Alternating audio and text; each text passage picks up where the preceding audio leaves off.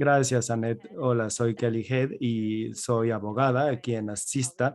Me acompañan mis compañeros Lea Ocasio, que también es abogada acá en Asiste, y Cristina Vélez, que es directora de política también aquí en Asista. Muchas gracias por acompañarnos a nuestro webinario W, representando clientes con visa U y asuntos complejos. Vamos a agradecer a OW por el apoyo a esta capacitación y por la asistencia técnica. Sin su apoyo no podríamos realizar Before we begin. algunos temas administrativos antes de empezar. Asista tiene materiales y vamos a enviar las diapositivas. Como ya lo supieron, este webinario se está grabando y también se les hará llegar. Este webinario tiene acreditación de 2 créditos de la barra en Texas, CLE. Si meten número y registro, con esos materiales se dan los créditos. Ahora, si no lo pueden hacer después del webinario, mándenos un correo. Si no están en la barra de Texas, pero quieren solicitar créditos a título personal, mándenle correo a María y con todo gusto se les entrega un certificado de asistencia.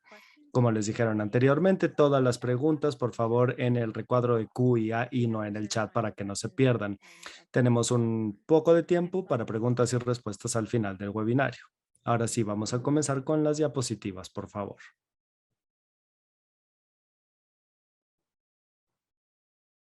Okay, who are you wanting to run the slides? Should I share my screen? Creo que necesitamos compartir pantalla para poder mostrar tus diapositivas. Dame un instante.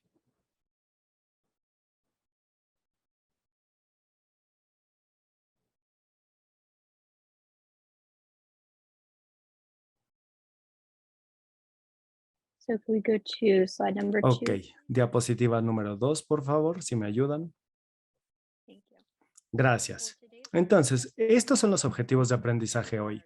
En este webinario vamos a tener una mejor capacidad de evaluar si nuestro cliente de Visa tiene alguna base penal por inadmisibilidad o si hay alguna excepción. 2, formular argumentos más sólidos para las exenciones discrecionales para migrantes no U.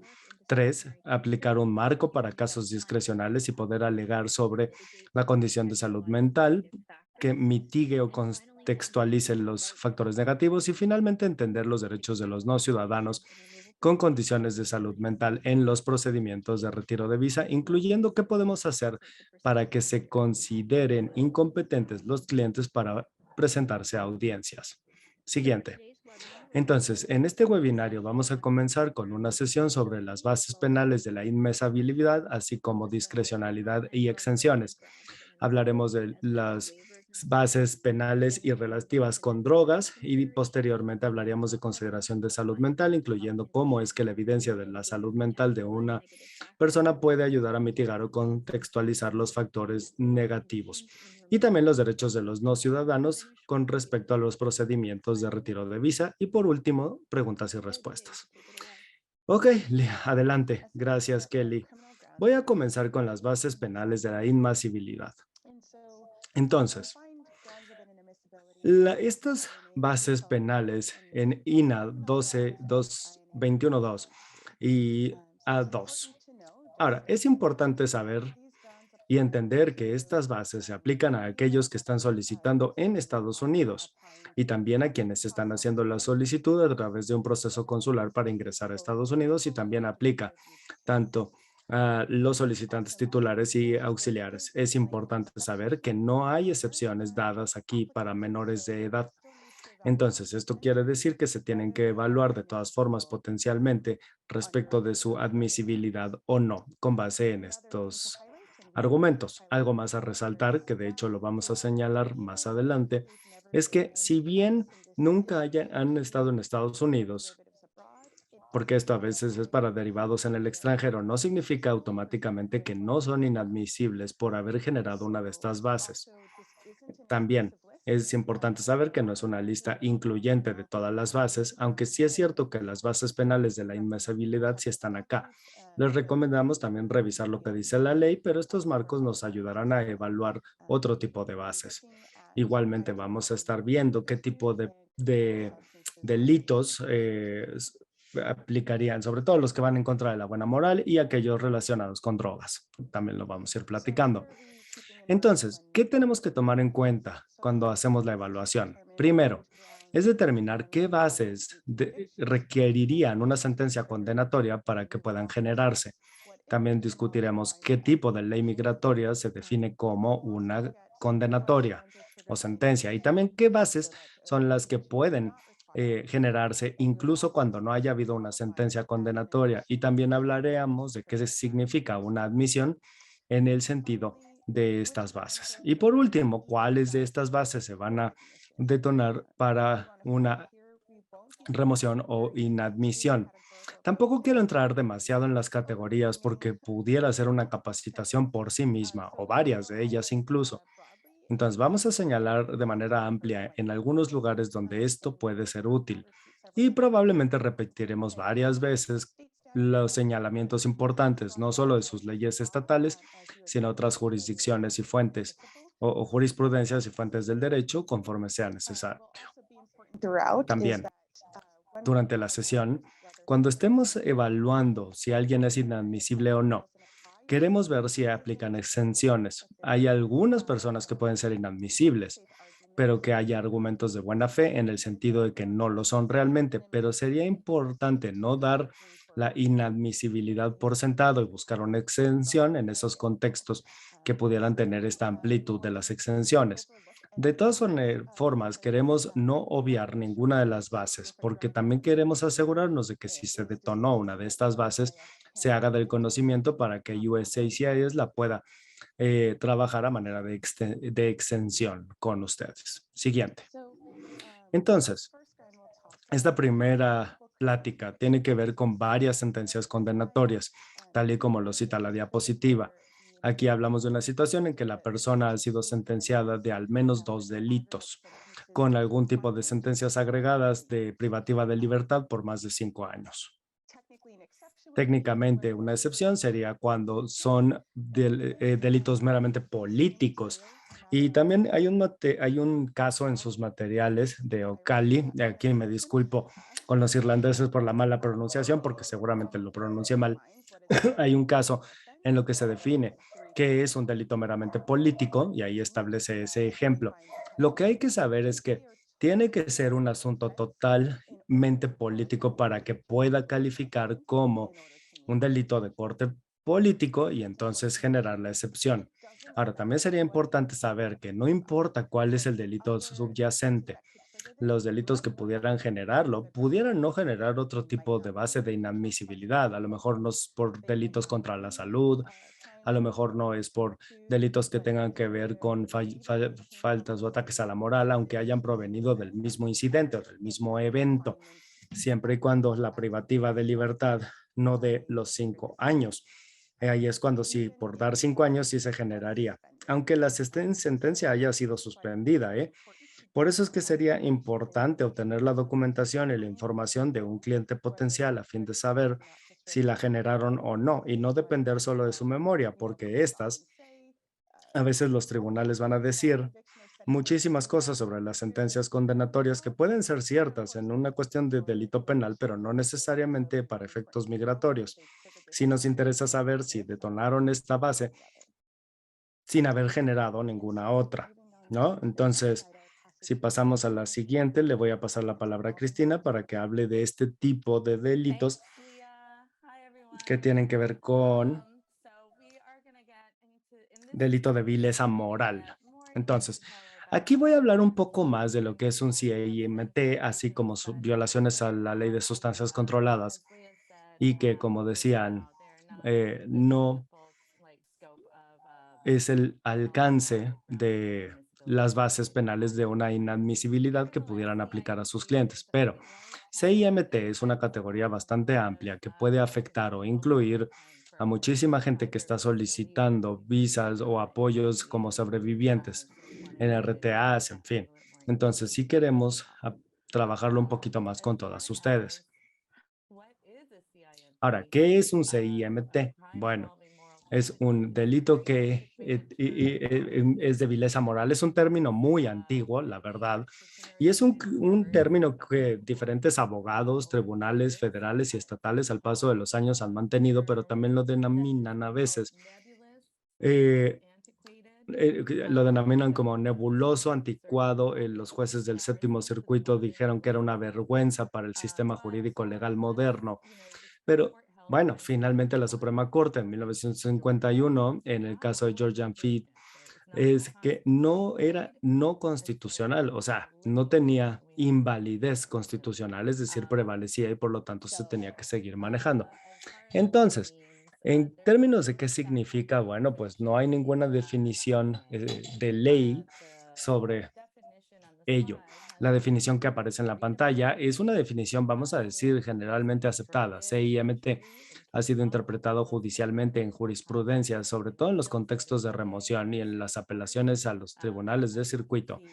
Y que como ven, bueno, de hecho es en la siguiente diapositiva que lo van a ver, cuando aplican determinaciones de manera igualitaria al CIS en Estados Unidos, CIMT, se supone que incluye delitos que caen en ciertas categorías y que también contienen algún elemento de depravación por parte del violentado o el afectado a la comunidad. Y aquí hablamos de delitos tales como FOD o aquellos que resultan en algún tipo de lesión física, pero también pudieran cambiar con el tiempo conforme el BIA ha establecido las reglas de la moralidad, que también sabemos cambia acorde a las vistas de la sociedad. Y ahí es donde la ley tiene que ponerse a la par del desarrollo social. CIMT también, y es algo que quiero dejar claro, porque muchas ya lo saben, esa es mi opinión, pero para quienes no, CIMT no corresponde fácilmente a un tipo penal o distinción entre un delito grave de uno no grave. O sea, hay un par de reglas por ahí y como se mencionó, el análisis que se usa para determinar si un delito penal particular con sentencia en la ley estatal constituye una no admisión por esta violación penal en el Estado y que se incline a la vileza moral. La respuesta ha ido por otros abordajes categóricos que tienen que ver con el cotejo de las definiciones genéricas con definiciones de delitos bajo la ley estatal y también estar dentro del alcance de nuestra presentación. Ahora, podemos cubrir algunas categorías generales que han surgido con el tiempo en la jurisprudencia y hablar sobre algunas preguntas umbral, digamos, que han salido. CIMT, una de las últimas cosas que voy a decir es que en general tiene un requerimiento de mens rea, es decir, para que se incluya el elemento de la inmoralidad, es decir, incluye una conducta reprensible y también un estado mental que se pueda considerar como culpígeno. Entonces, es en la parte migratoria habla de negligencia. Los delitos por negligencia, por cierto, no se consideran CIMTs. Típicamente los delitos de negligencia penal y una responsabilidad penal directa no se consideran CIMTs directo, aunque hayan derivado en alguna lesión o incluso fallecimientos, como en el caso del homicidio culposo. Obviamente hay variaciones e interpretaciones de CIMTs en los diferentes tribunales de circuito federales, pero sería importante revisar lo que dice la jurisprudencia cuando haya dudas de si una sentencia de nuestro cliente pudiera encuadrarse en esta categoría. Algunos delitos incluso, porque todo tiene una excepción y la ley migratoria también.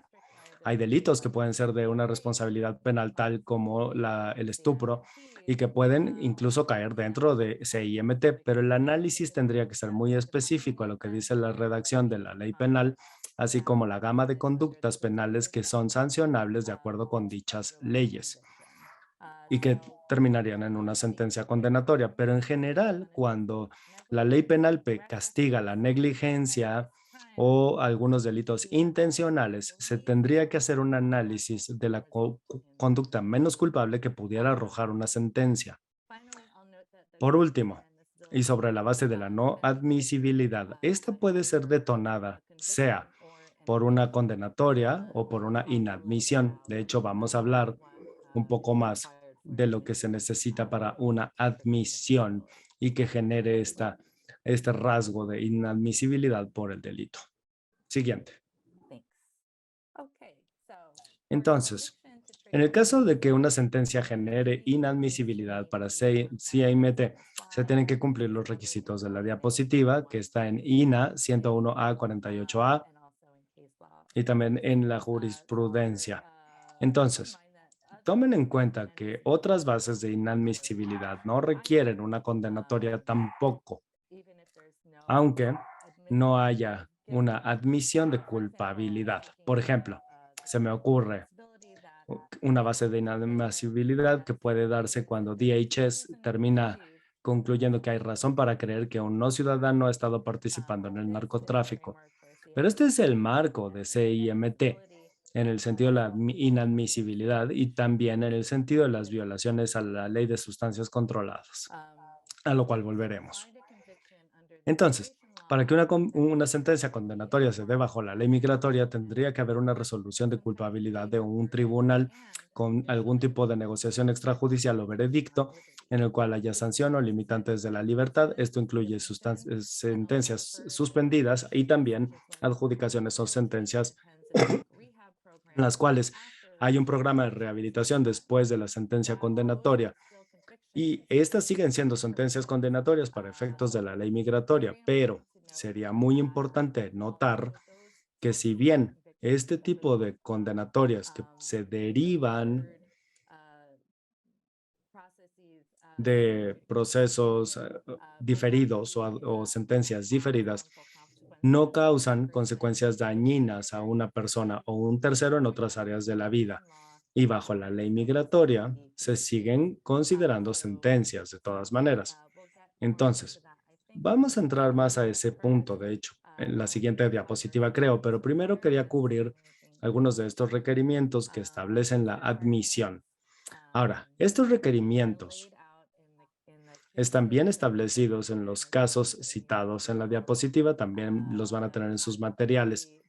La conducta reconocida tendría que ser un delito en la jurisdicción. El reconocimiento debería constituir todos los elementos del tipo penal, según lo define la ley, y el no ciudadano tendría que recibir una definición del tipo penal en términos que comprenda y que el reconocimiento del delito debe ser libre, abierta y gratuita o voluntaria, mejor dicho, ¿no? Entonces, es decir, una admisión pudiera ser suficiente para cumplir todos estos requerimientos y de esta manera también generar inadmisibilidad migratoria. Ahora bien, cuando hablamos de los elementos del tipo penal, se tienen que establecer de una forma clara para que la gente sepa a qué está aceptando su responsabilidad o su culpabilidad, ¿no? Incluyendo que el personal de DHS no esté tratando de comunicar o de establecer estas admisiones durante sus interrogatorios o entrevistas en puntos de internación, en la frontera, en entrevistas USCIS o bien en algún tribunal migratorio durante el contrainterrogatorio. Los funcionarios de migración pueden trabajar según las condiciones y revisar detenciones que la persona haya tenido en el pasado y pueden, y a veces incluso harían preguntas adicionales que parecieran estar encaminadas a encontrar un reconocimiento de la culpabilidad. Tómenlo en cuenta, por favor. Nuevamente, es muy difícil cumplir todos estos requerimientos en una declaración jurada para solicitar una visa U, pero no es que sea imposible tampoco el poder crear algo así. Muy bien, vamos a la siguiente diapositiva. Entonces, más respecto de lo que sería una sentencia y lo que no lo es. Nuevamente, esto puede deberse a que la ley migratoria define sentencia de manera muy amplia, más amplia que lo que definen otro tipo de áreas de las consecuencias jurídicas civiles. Por ejemplo, la justicia para adolescentes. De hecho, si comparamos las columnas, podríamos hablar de una que otra. Por ejemplo, una disposición por parte de un tribunal para menores de edad no es una sentencia condenatoria conforme a la ley migratoria, más bien es como una adjudicación de un tribunal no penal alrededor de alguna conducta. En la justicia para menores de edad, me refiero a aquellos que son menores a los 18 años y que hayan sido sentenciados como adulto en un tribunal para adultos. Ahí sí estamos hablando de una sentencia condenatoria también para efectos migratorios, sujetos quizás a ciertas excepciones que platicaré más adelante. Ahora, una decisión o una resolución sobre nolle prosequi, que en general significa que el fiscal ha decidido no judicializar el delito. Depende del estado y del sistema local en el que se encuentren. Es posible que no tengamos una disposición real de una detención, es decir, una puesta a disposición de la policía hacia el tribunal, pero a veces sí se obtiene un apercibimiento del fiscal o del tribunal en el cual incluso se establece por qué se están descartando las acusaciones y eso también puede reflejarse en revisión de antecedentes penales. Claro, esto va a ser distinto en los programas de desvío, como aplica en la columna de la derecha. Y no podemos dejar de sonar esa campana, lamentablemente. Una alternativa que suele adoptar los abogados migratorios que tienen clientes incluso en audiencias penales, sí han podido asesorar a los defensores penales y hoy día muchísimos de los abogados penalistas entienden esto. Ahora, ¿cuál es la alternativa finalmente? Bueno, obtener una exención de largo plazo. A lo mejor cuando hay una declaratoria de culpabilidad, durante el cual si la persona no está en contacto con la autoridad policial, puede reactivarse la imputación. O si sigue en contacto con la autoridad, se puede ir eliminando del expediente. Y a ver, espérenme, ¿en qué iba? Es que volteé a ver la pantalla y me distraje un poco, pero los programas de desvío normalmente son unos que dices, no, ese sí no va. Respecto de si es algo seguro para los migrantes, por favor, tómenlo en consideración. También, bueno, déjenme terminar mi idea antes de pasar a la última fila. Otra opción, por ejemplo, en Nueva York es lo que llamamos una suspensión o consideración de descartar. No es que sea automáticamente descartado, hay jurisdicciones que no lo van a descartar de manera automática después de este transcurso, es decir, después de que haya pasado este periodo. Sí es muy importante entender qué dice la ley de su estado para poder tomar la mejor decisión para el cliente. Hay veces que tiene que presentarse un auto adicional después de este periodo también, ¿no? Y esto haría que la acusación termine sobreseyéndose. Otra cosa, una resolución anulada. Este sí está más complicado en el sentido de que puede haber áreas disputadas en el ámbito migratorio. Por ejemplo, desde 2003 que salió el BEA, llamada Matter of Picker, y que es una de las reglas para determinar si una resolución nulificada sirve o no para efectos migratorios, ¿no? Porque puede ser una resolución anulada que puede también revertir una sentencia condenatoria y obviamente las consecuencias penales. Pero en términos generales, si el registro del tribunal establece que así fue la anulación del procedimiento o que hay algún defecto sustancial en el proceso, todo este tipo de defectos sustanciales del proceso, como muchas veces lo pensábamos antes y que de hecho era común y se le asesoraba al migrante sobre la consecuencia migratoria de una sentencia condenatoria, aunque para ellos era bastante común no entender a qué estaban acordando cuando tomaban acuerdos extrajudiciales. Hoy se considera un defecto procesal que a veces se utiliza para tener reparaciones después de una condenatoria. A veces cuando hay consecuencias más del lado de rehabilitación o evitar consecuencias adversas y que pueden ser no aceptables o efectivas para poder eliminar una sentencia condenatoria, cuando menos no bajo la ley migratoria. Y estas también se están volviendo más y más comunes conforme la ley de marihuana, sobre todo, vaya cambiando en Estados Unidos. Es importante entender que si bien una resolución puede aplicar para algunos procesos legales dentro del sistema, quizás para la migración no lo sea. Ok, siguiente diapositiva.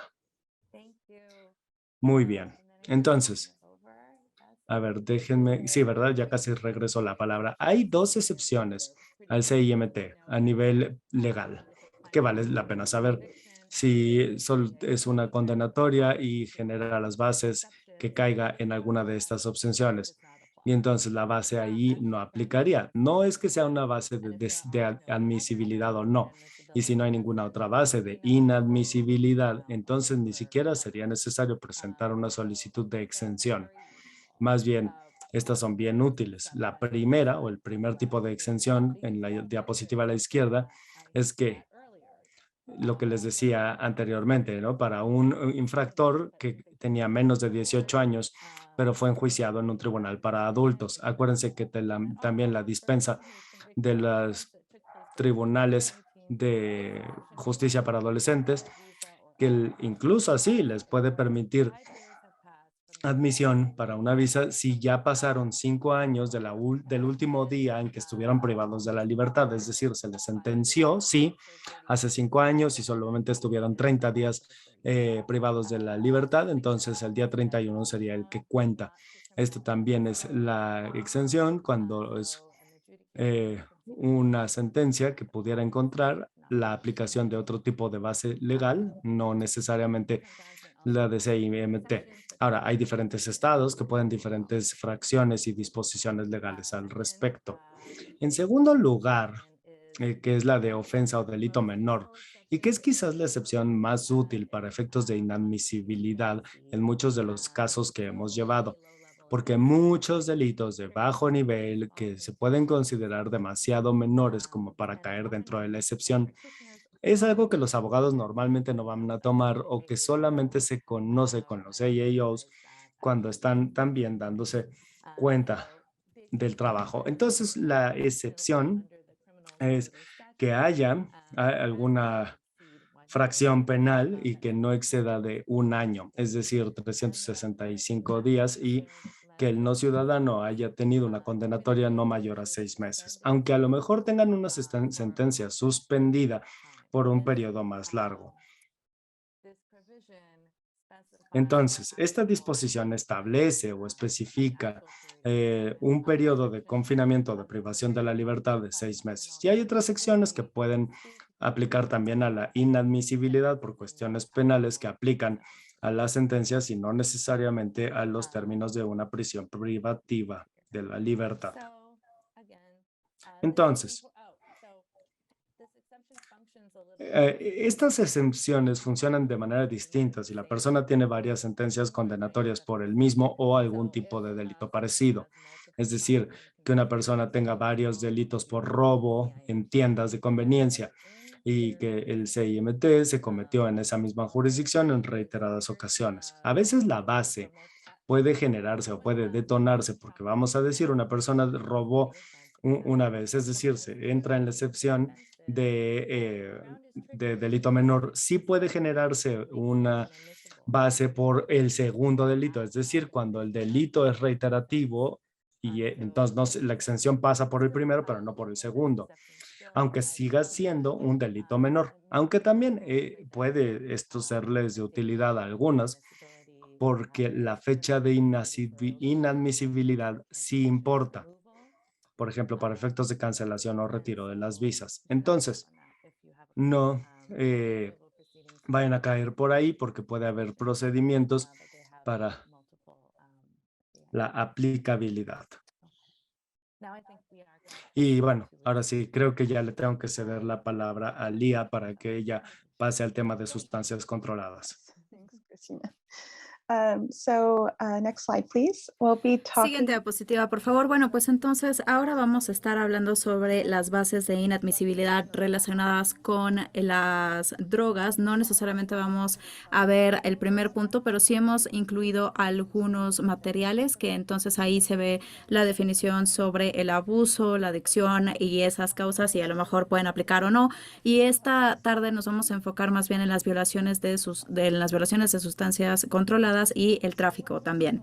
Entonces, ¿qué es una violación de sustancia controlada? Siempre hay que empezar una vez más con la ley y la INA define que puede ser una admisión a los elementos de una violación de cualquier relación que tiene que ver con una sustancia controlada. Entonces, también se refiere a una sentencia. Una sentencia no es lo único que se requiere si hay una admisión que califica en este marco de trabajo, como ya lo había mencionado Cristina, para CMITs. Básicamente esto es para poder evaluar si se necesita esta admisión calificadora para propósitos de esta causa como tal. Y también dice aquí cualquier ley o regulación, y eso lo dicen en serio. Entonces, eso puede ser tanto dentro de Estados Unidos o en el extranjero, y es aquí en donde podemos decir que puede ser una persona que a lo mejor nunca ha llegado a Estados Unidos o está esperando en el extranjero, todavía podía aplicar esta causa, incluso si no han violado la ley de Estados Unidos basándose en este punto de violación de sustancias controladas. Entonces, es importante esto mantenerlo en mente, poder obtener la información de aquellas personas que están en el extranjero para asegurarnos de que no han activado, digamos, esta causa. Incluso en los casos en donde ya hay una sentencia o alguna situación así que tiene que ver con estas violaciones, es importante ver si hay algún argumento que todavía está, pues, digamos que fomentando este tipo de causa. Aquí vamos a lo mejor a hacerlo de una manera un poco más general, pero hay algunos argumentos que el Estado, cualquier estatuto a lo mejor bajo el cual hayan tenido la sentencia, puede ser más amplio que el federal. Entonces hay que revisar, por ejemplo, aquí hay una cita que es 21 CFR 1308, estas son estas agendas, digamos, de sustancias controladas federales. De repente va a haber algunas que incluyen sustancias que no están en esta agenda, digamos, federal. Entonces, aquí va más allá y se puede decir que si es más allá, entonces este estatuto definitivamente pues es más amplio y por lo tanto en ese sentido no necesariamente tendría que haberse visto afectada la sentencia. Por eso es importante revisar este circuito, digamos, en cuestión de leyes para ver si a lo mejor necesitarían mostrarse más allá del lenguaje estatutario, porque algunas veces sí se requieren pasos adicionales o más argumentos para tratar de manejar esas situaciones. Entonces sí recomendamos revisarlo y también siéntanse con la libertad de igual pedirnos ayuda en caso de que necesiten o tengan un caso de esa naturaleza. La siguiente diapositiva, por favor. Ok, entonces, ¿de qué estamos hablando cuando nos referimos a violación de sustancias controladas? Aquí algunos ejemplos. Puede ser posesión de una sustancia controlada o de parafernalia de drogas o estar bajo la influencia de ella. Es importante saber que cuando ya hay sentencias para este tipo de delitos, también pueden aplicar otras causas de inadmisibilidad. Por ejemplo, la posesión con la intención de vender la sustancia puede aplicar como una violación también, como un CMT. Entonces es importante aquí hacer una evaluación para saber si más de una causa de inadmisibilidad aplica incluso con una sola acción o con una sola sentencia. Y también un recordatorio, cuando estamos diciendo cualquier regulación o ley, para aquellas que están en estados en donde ya está legalizada la marihuana, federalmente hablando, sigue siendo una sustancia controlada y sigue siendo un delito federal estar en posesión de la marihuana.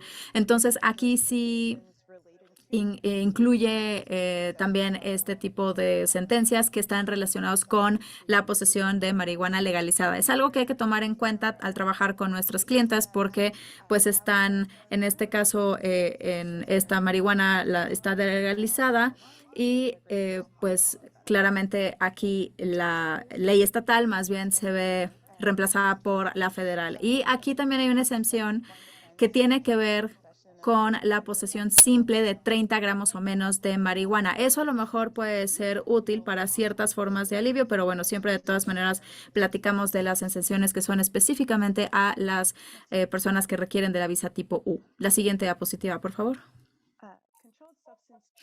Ok, el tráfico de sustancias controladas. Siguiente diapositiva. Entonces, aquí hay una distinción de la violación de sustancias controladas. Cada vez que hay sustancias controladas, se tiene que hacer esta evaluación para poder asegurarnos de que no aplican estas causas. Incluso si no hay una sentencia, como lo aprendimos anteriormente, la sentencia no se requiere. Y aquí pueden ver con el lenguaje, justamente lo menciona, no se requiere la sentencia para esta causa de tráfico y es más amplia incluso. Entonces, aquí dice que básicamente cualquier no ciudadano que tiene o algún oficial que tiene razón para creer que aquí puede ser que se haya ayudado al tráfico o a lo mejor que la esposa o el hijo de un traficante puede aplicar en este caso. Entonces, aquí quisiera agregar y espero que ayude, no sé qué tan frecuentemente se menciona, pero el lenguaje estatutario que sí se recomendaría primero para esa segunda cláusula de ser a lo mejor un miembro de la familia de un traficante. Sí, definitivamente se refiere a un traficante no ciudadano de sustancias controladas, aplica. Entonces, si una persona está casada con un ciudadano estadounidense y cumple con estos otros elementos que sabían o debieron de haber sabido que los beneficios que estaban recibiendo están relacionados con el tráfico, entonces aquí el lenguaje del estatuto no dice que aplica únicamente por estar casado o tener alguna relación con un estadounidense que sí está traficando. Entonces, nada más es parte del estatuto. Y también tiene un lenguaje muy amplio en el sentido de aquellos que han traficado. También incluye a quienes a lo mejor han conspirado, han coludido, han ayudado y lo hicieron estando conscientes.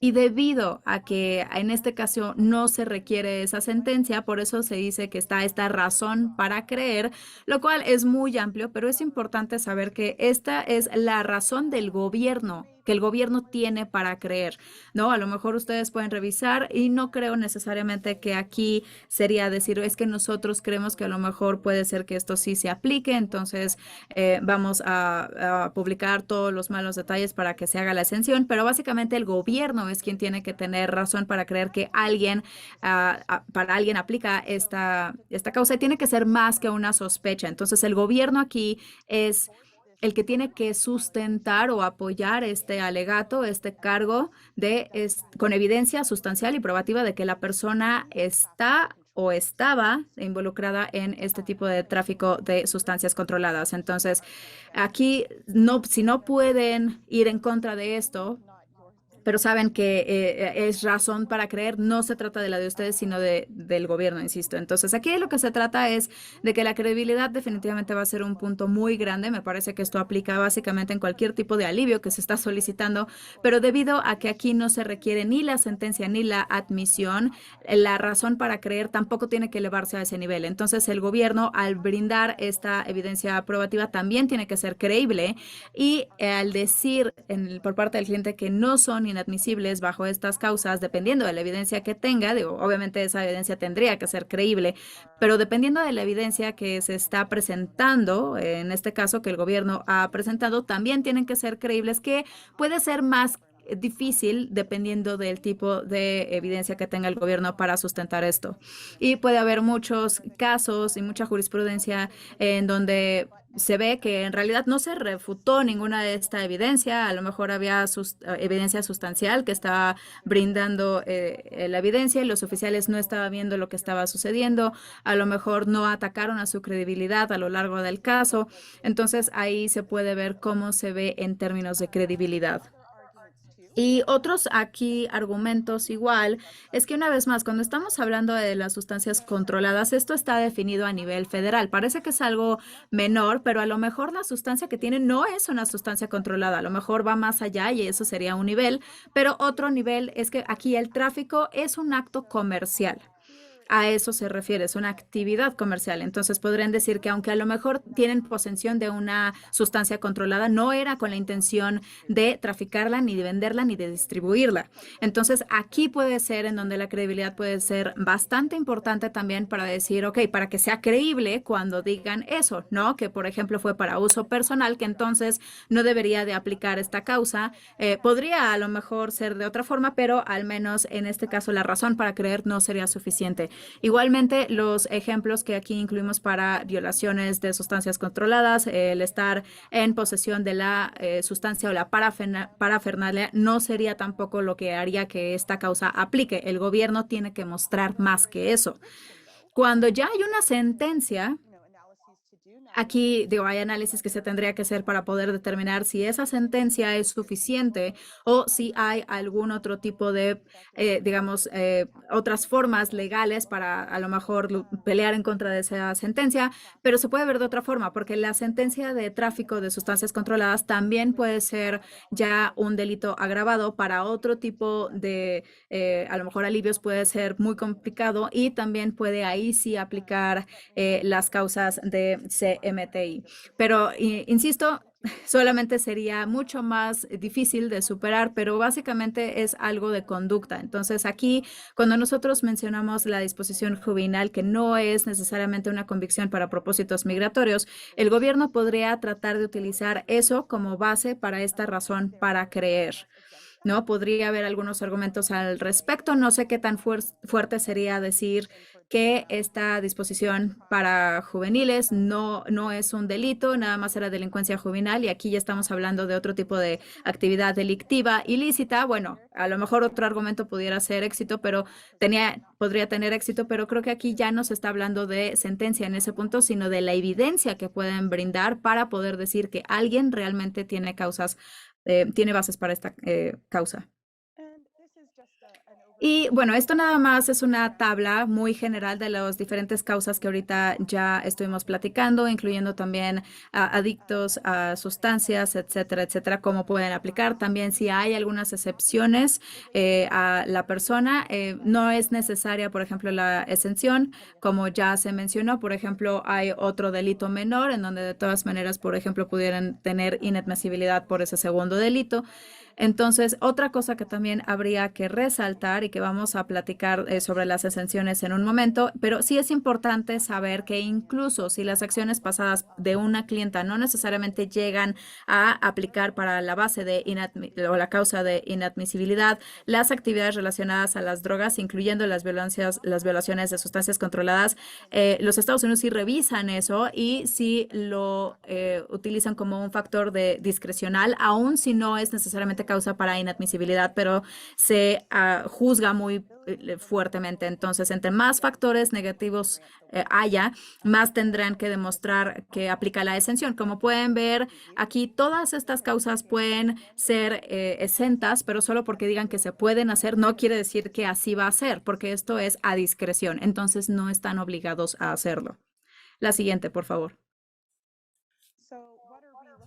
Entonces, bueno, ¿qué estamos viendo para tratar de tener esa exención para estas causas? Bueno, primero es saber qué es lo que puede ser un problema en el caso, y yo estoy segura de que seguramente ya tienen diferentes preguntas, ¿no? Muchas veces no queremos tener sorpresas, por supuesto no queremos que tenga de repente una lista de delitos y que no tenemos ni idea de qué tenían sus antecedentes. Entonces, en este caso, 2 puntos es, una vez más, los abogados de la defensa especialmente van a decir, no se tienen que preocupar sobre un caso o no tienes una sentencia para ningún propósito.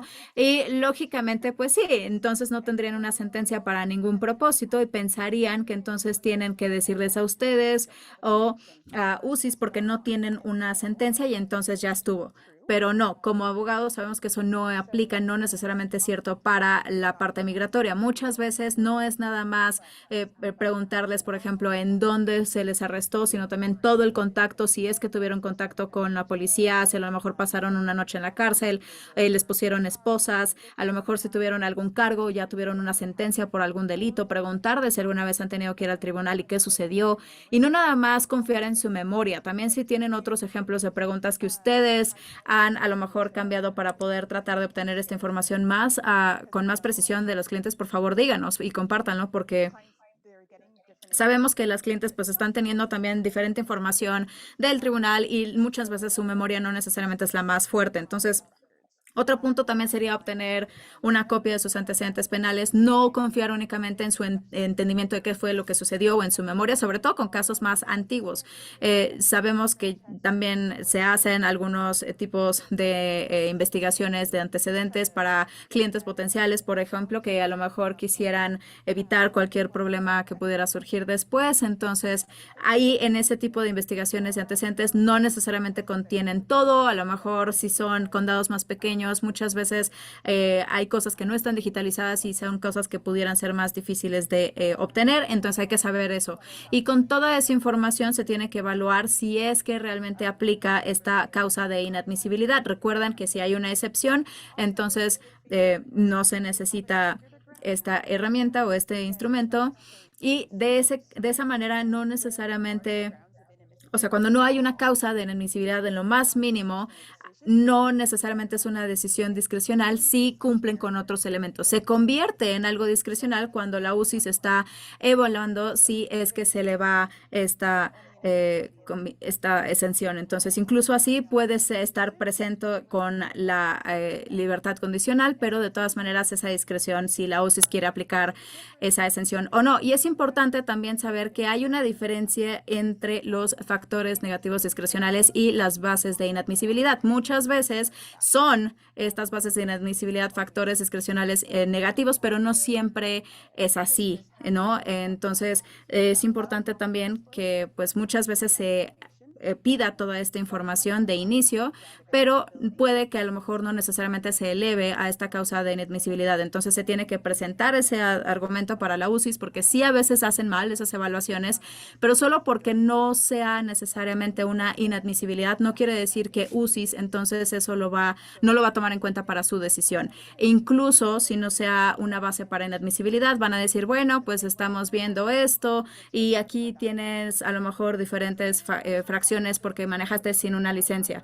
Entonces, se tiene que combinar con cualquier tipo de base de inadmisibilidad para decir, ok, aquí hay un patrón, ¿no? Que no está cumpliendo con la ley. Estamos viendo este problema y entonces esta parte negativa va por encima de cualquier factor positivo, y entonces es importante saber que los factores negativos están ahí, pero hay que saber compensarlos con evidencia positiva. La siguiente, por favor.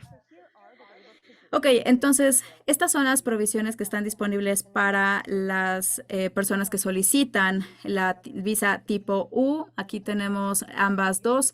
D14 es específica la exención, mientras que la D3 es general para no migrantes, y entonces de esa manera también se pueden utilizar. La DHS es el único que puede realmente adjudicar la D14, y como pueden ver en realidad es bastante amplia. La única que no aplica es, por ejemplo, para persecución, genocidio, este tipo de situaciones. La evaluación aquí se trata de si está en el interés nacional el otorgarla o no, y aquí no necesariamente se define. Muchas veces lo que nosotros vemos es que cuando hay negaciones se dice que, bueno, esta exención, por ejemplo, de D14 no se ha aprobado, por ejemplo, por parte de las autoridades, pero es razonable aplicar los criterios de una exención de D3, y si no lo han hecho, entonces no necesariamente han satisfecho ya la D14. Entonces, básicamente toma esta D14 como si fuera parte de alguna manera de la D3, que como pueden ver no es la forma en la que lo configuraron, pero sí habrá que prepararse para hacer sus argumentos con ambas exenciones y específicamente en esta cuestión de interés nacional, y ver que realmente aquí se haya recopilado más información al respecto, y también que puedan tener más lenguaje incluido en su argumento. Y también quisiera mencionar que las regulaciones que están aquí, aunque sí son bases de penales de inadmisibilidad, sí a lo mejor son incluso violentas, incluso peligrosas, únicamente va a haber esta discreción en circunstancias extraordinarias. Entonces, en este caso sí van a tener que explicar bastante estos factores positivos, y van a tener también que explicar estas bases de inadmisibilidad que ya estuvimos platicando. Y la D3 está disponible para utilizarla, yo diría en algunas jurisdicciones.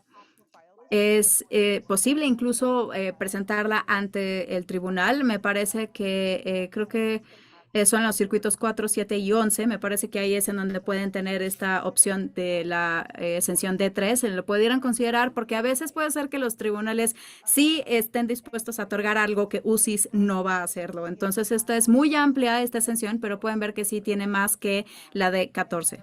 Y Realmente sí, en la letra franca, digamos que sí se ven todos estos factores que también incluyen la seriedad de las violaciones, el tipo de riesgo del daño y también qué es lo que el adjudicador tendría que estar revisando para propósitos de determinar si alguien tendría que ser acreedor a esta exención o no. La siguiente, por favor. Entonces, ¿cómo podemos hacer los argumentos para esta exención?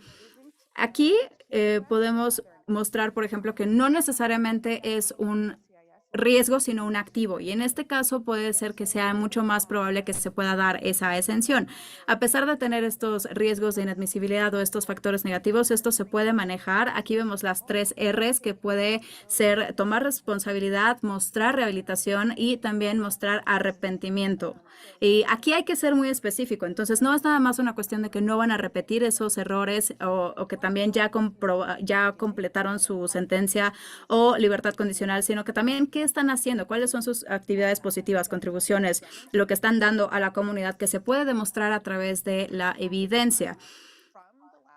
También, pues sobre todo, por ejemplo, el tiempo después de la última convicción o de la última sentencia puede ser útil, pero de todas maneras, UCIS puede evaluarlo todo. Va a haber veces en donde a lo mejor digan, es que incluso si ya pasó mucho tiempo desde la última sentencia y quieran a lo mejor hacer la adjudicación de la severidad de los delitos y ven que va más allá de lo positivo, pues entonces no confíen en el paso del tiempo, porque aquí tienen que ver que efectivamente ya sucedió mucho antes de del último delito. Y también es útil, en este caso, conectarlo con la victimización en la que se está basando la visa tipo U.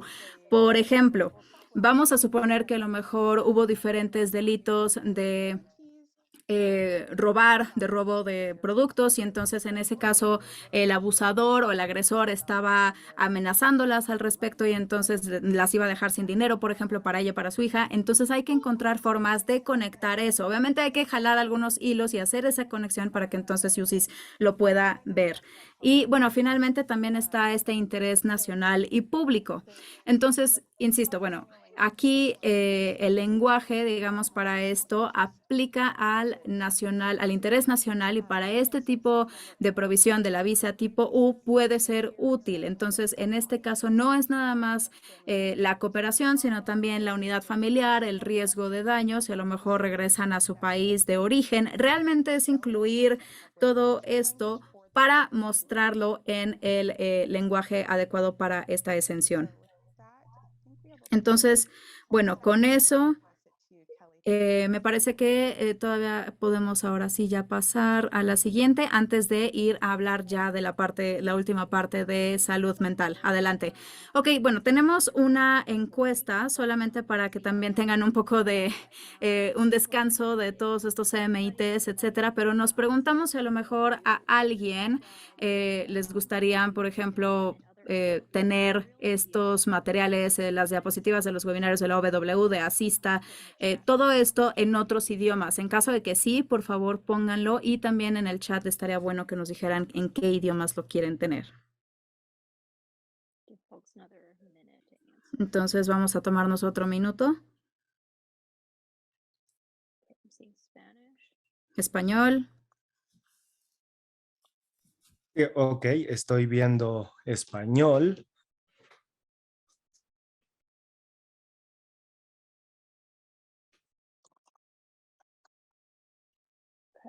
Chinese, Korean, Chino, coreano, vietnamita, portugués.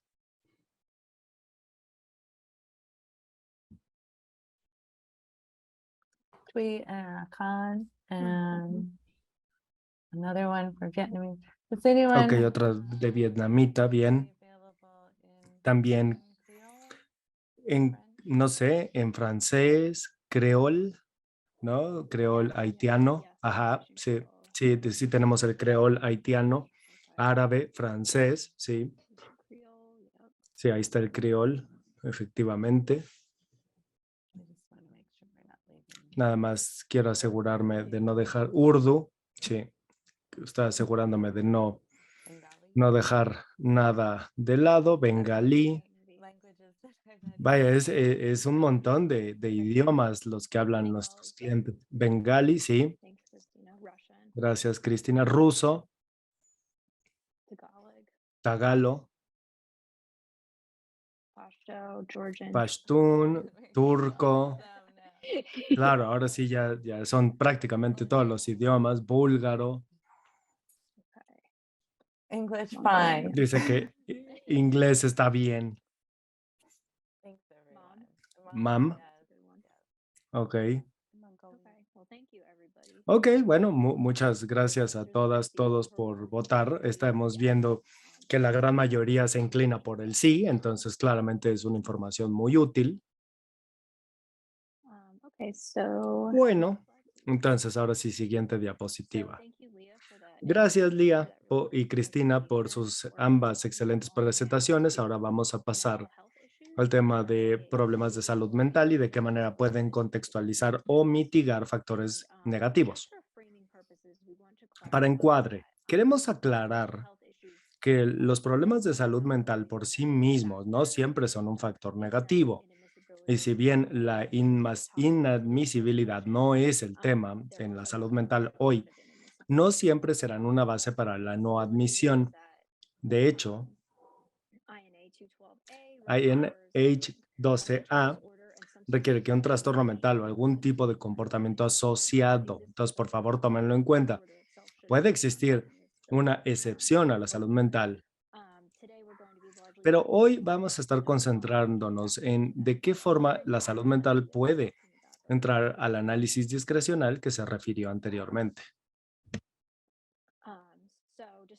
Entonces, la discreción es una consideración, bueno, lo hemos platicado, muchos contextos de visa tienen múltiples ejemplos como los que aparecen en la pantalla. Consideraciones importantes cuando hablamos de la discreción es que la carga de prueba está en el cliente para demostrar que se necesita un ejercicio de la discrecionalidad y que efectivamente pudiera haber factores graves adversos como los que refirieron en la nueva inadmisibilidad de visa U, así como en los nuevos contextos de ajuste de visa U, y que sería necesario presentar evidencia de equilibrios positivos muy favorables y también dar los contextos en los cuales puede haber cierta dificultad antes de que USCIS ejecute o considere la exención para favorecernos a nosotros, los solicitantes.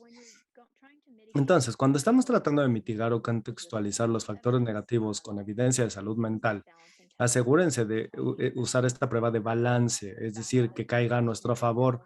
El hecho de que el análisis discrecional sea algo de balance para nosotros nos da una muy buena oportunidad de poder traer todos estos equilibrios positivos que podemos usar para mostrar que el cliente amerita poderse quedar en Estados Unidos. Aquí es donde podemos ser creativas y trabajar con él o la clienta para establecer la evidencia positiva. Por favor, úsenlo. También usarlo mucho a nuestro favor porque la discrecionalidad de la carga está sobre nuestro cliente y queremos recabar todo este tipo de balances para que queden asentados en el registro. Se podría argumentar que las condiciones de salud mental son factores mitigantes.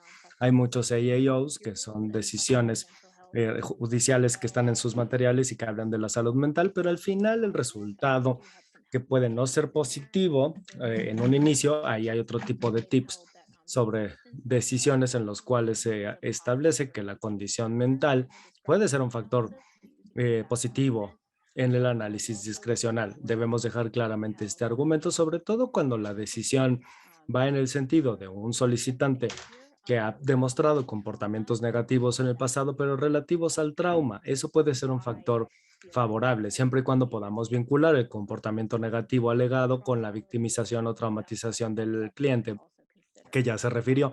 Es algo que podemos también considerar bien a nuestro análisis, entonces vale la pena citar una parte de estas resoluciones en sus documentos y quizás en las solicitudes que vayan a presentar. Siguiente. Ahora, lo que recomendamos es un abordaje en dos sentidos para usar la evidencia de salud mental y de esta manera ayudar a mitigar los factores negativos.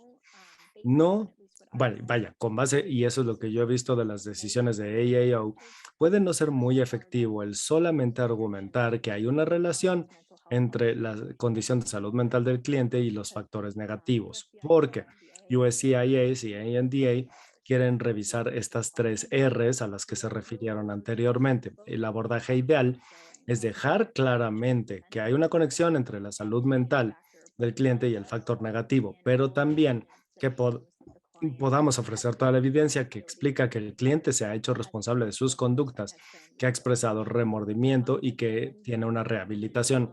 Nuevamente, la sola conexión, aunque sea una conexión muy buena, puede no ser suficiente. Se han negado casos ya, incluso cuando había una conexión perfectamente establecida entre los factores negativos y las cuestiones de salud mental del cliente. Siguiente.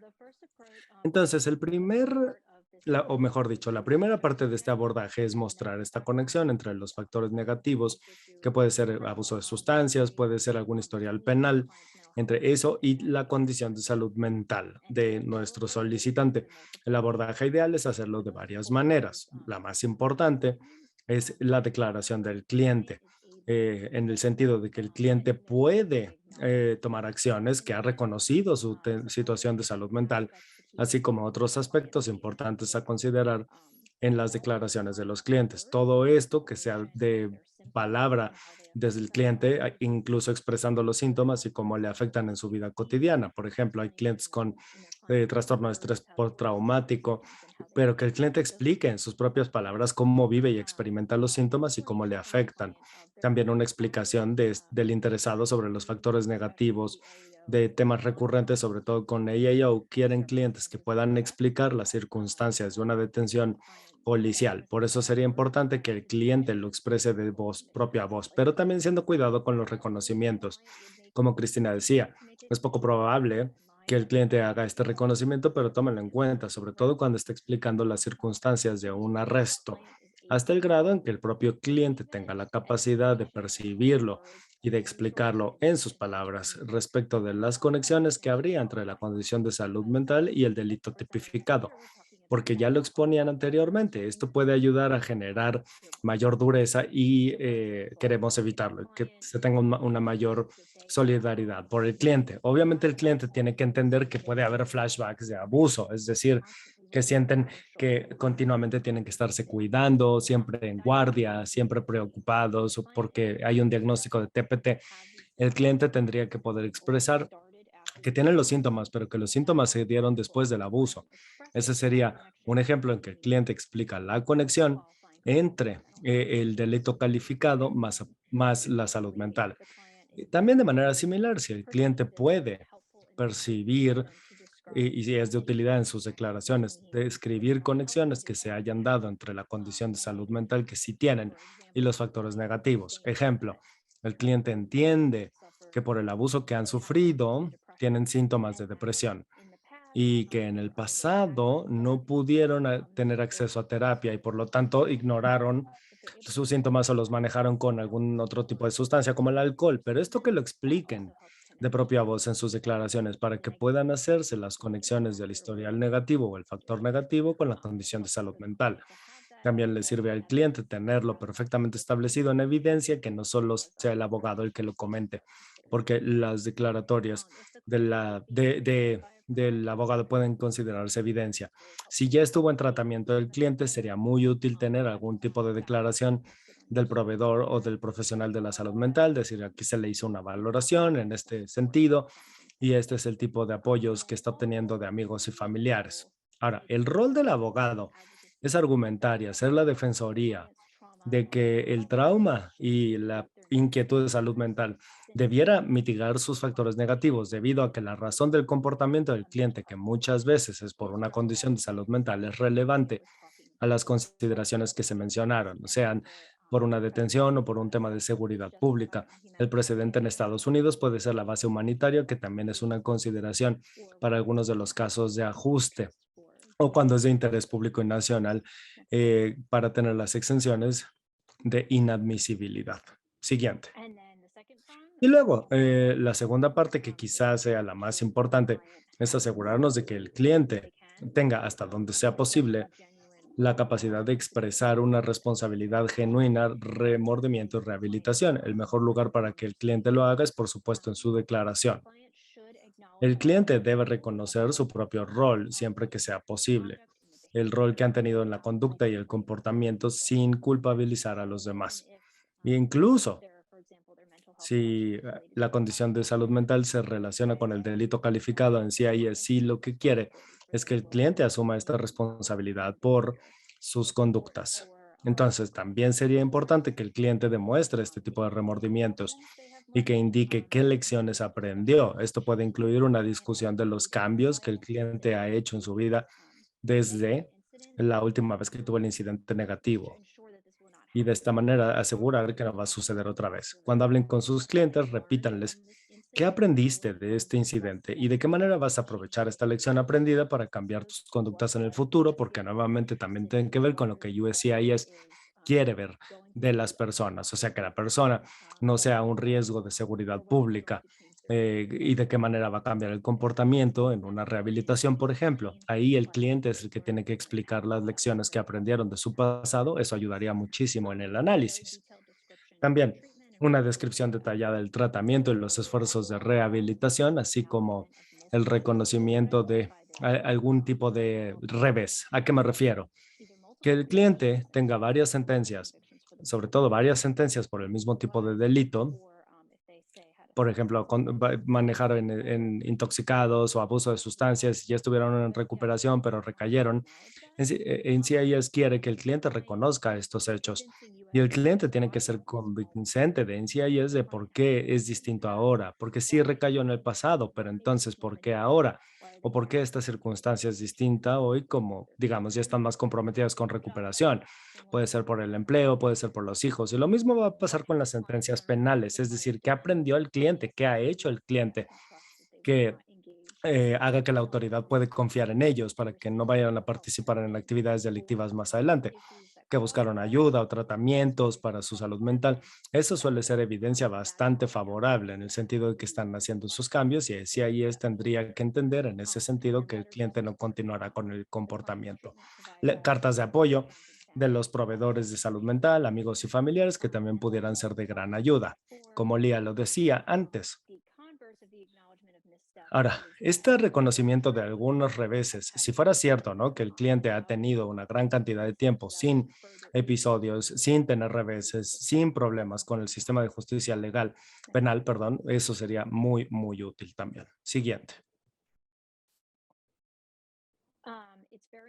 Ahora, sería muy importante también tener evidencia de tratamiento. Si el cliente ha estado en tratamiento, porque de hecho, eso demuestra que el cliente está comprometido para manejar o gestionar su situación.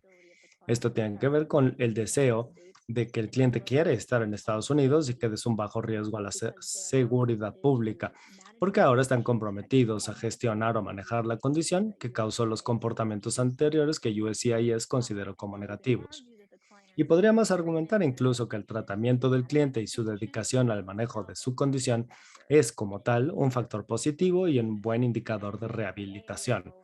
Y en EAAO se ha caracterizado la recepción del tratamiento como un factor positivo. De hecho, lo más reciente en abril de este año no es una decisión con precedente judicial todavía, pero sí está citado como parte de la propuesta. También la declaración del cliente debe abordar el por qué decidieron buscar tratamiento, así como habilidades de afrontamiento que hayan tenido en el propio tratamiento y que los lleven a cambios conductuales, porque nuevamente esto tiene que ver con convencer a USCIS de que el cliente se ha estado rehabilitando y que no va a continuar con el comportamiento que se ha percibido como negativo, porque eso sí es de suma importancia para esta institución. Ahora, el enfoque, porque fíjense, cuando hablamos de tratamiento hay que presentar evidencia de que el cliente ha participado en tratamiento y programas que no son obligatorios, pues obligatorios por orden judicial, digamos. Que alguien maneja en estado de ebriedad, pues ya saben, tienen que asistir a juntas de AA, por ejemplo, como parte de la libertad caucional, pero digamos que el cliente está asistiendo a otras reuniones que no son obligatorias, a otras sesiones de AA fuera del mandato judicial. Eso sería muy importante porque resalta el hecho de que el cliente sí está dedicándose a cambiar o cambiar su comportamiento y está comprometido con la rehabilitación, ¿no? Entonces me parece que este tipo de cosas preponderantes son las que analiza USCIS. Cuando hablamos de tratamiento, evidentemente el acceso al mismo es importante. Los no ciudadanos, sobre todo, sin una condición migratoria regular tienen dificultad para acceder a tratamientos de salud mental. Ya lo saben, hay muchas razones de ello. Falta de seguros, barreras de costos, competencia cultural, acceso lingüístico, incluso el aislamiento geográfico en algunos casos es factor. Entonces, algunas estrategias para considerar de qué forma el cliente puede acceder a tratamiento pudieran incluir compensaciones criminológicas y victimales, asistencia estatal y local, ONGs que ofrezcan terapia también, así como telemedicina para los clientes, por ejemplo, que están en áreas rurales y que no pueden viajar a las instalaciones físicas, pero que sí tengan acceso a las tecnologías. Centros federales de salud que a veces sí reciben pacientes sin seguro y a veces también les ofrecen ciertas atenciones de salud mental o conductual.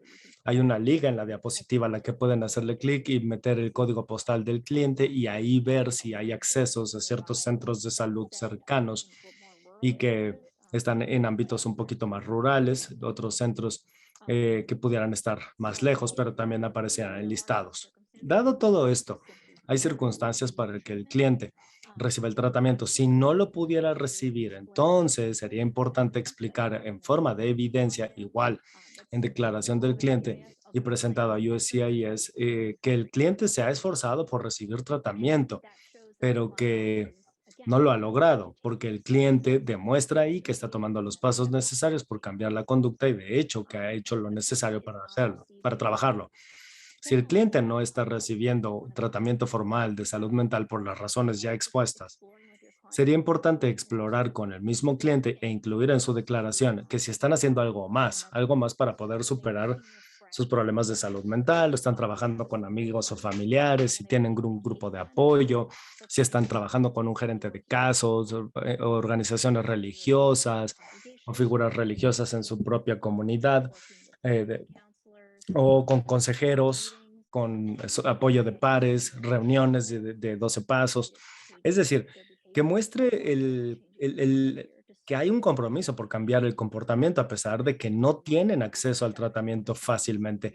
Esto demuestra muchísimo que el cliente está comprometido con la rehabilitación. Ahora, como abogadas, sería importante argumentar que un cliente que no está pudiendo acceder al tratamiento por las razones que están fuera de su control, que esto no debiera impedir que el cliente obtenga una condición migratoria, porque el Congreso ha decidido ser remedial y ser humanitario en ese sentido, y que los accesos a los tratamientos no deberían impedir que la persona tenga acceso al estatus migratorio y que de tener esta negativa sería contrario al deseo legislativo de ser humanitarios en la migración. Siguiente. Ahora, el tener un sistema de apoyo es bien importante para los clientes que particularmente tienen problemas de salud mental. AAO tiene ciertas situaciones en las que si no hay evidencia de un sistema de apoyo o un plan para el manejo de las condiciones mentales de un no ciudadano, pudiera entonces concluirse que el solicitante no representa una amenaza a la seguridad pública. Otra vez es una decisión no con precedente judicial, pero sí es una de las resoluciones de cómo AAO se siente acerca de este tema. Sería importante que si el cliente puede demostrar que efectivamente cuenta con un sistema de apoyo, que haya gente ahí a su alrededor, incluyendo algún profesional de la salud mental para gestionar y manejar su condición, y que las preguntas están siendo resueltas también en las solicitudes que se mandan a NCIS. Eso sería de suma importancia, pues, es el trasfondo. Ahora, cartas de apoyo. Aquí la asesoría se refiere a cartas que provengan de los profesionales del tratamiento, así como amigos, familiares. Estas cartas de apoyo son muy comunes, sobre todo en casos en los que el cliente puede tener factores discrecionales negativos y que pueden ser bastante poderosos para demostrar que el USCIS tendría que ejercer discrecionalidad positiva. Ahora, también hay que considerar otros factores importantes, sobre todo cuando hablamos de cartas de apoyo. Si se trata de un tema recurrente con AAO, lo que a ellos les inquieta es que estas cartas de apoyo, que a veces solamente hablan de las buenas cualidades del cliente, pero que no reflejan necesariamente una concientización sobre los factores negativos del cliente. Ejemplo, una carta del amigo cercano que habla de lo maravilloso o maravillosa padre o madre de familia que es, o lo muy participativo que son en la organización religiosa, pero no se hace mención al historial penal pasado, la decisión de EO pudiera ser no considerar esa carta porque no es muy efectiva. Entonces, de manera similar, si la carta es de un proveedor de tratamiento estableciendo que el cliente va bien en su tratamiento, pero también hay evidencia de que el propio cliente ha recaído anteriormente o ha tenido otro tipo de problemática en el cumplimiento de los tratamientos anteriores, una carta del proveedor de tratamiento en la cual se expresa que solamente va muy bien en su tratamiento, pero sin hacer el planteamiento de los temas pasados, de la misma manera no sería tan eficaz. Este sería un momento de consejería con los clientes, ¿eh? Porque debe ser sensato. Es un tema delicado que se va a estar revelando y el pedir este tipo de cartas de apoyo, pues también implica el compromiso de la otra parte que la escribe. Ahora, en las reglas migratorias, las cartas de apoyo que hablan sobre las buenas cosas que ha hecho el cliente, pero que no reflejan una concientización de los aspectos más negativos, no van a ser tan efectivas. Entonces, nuestro trabajo es convencer a migración que el cliente debe quedarse aquí. Y por ello es que por el historial pasado del cliente también existe la posibilidad de que el caso se nos niegue si tenemos cartas no tan efectivas.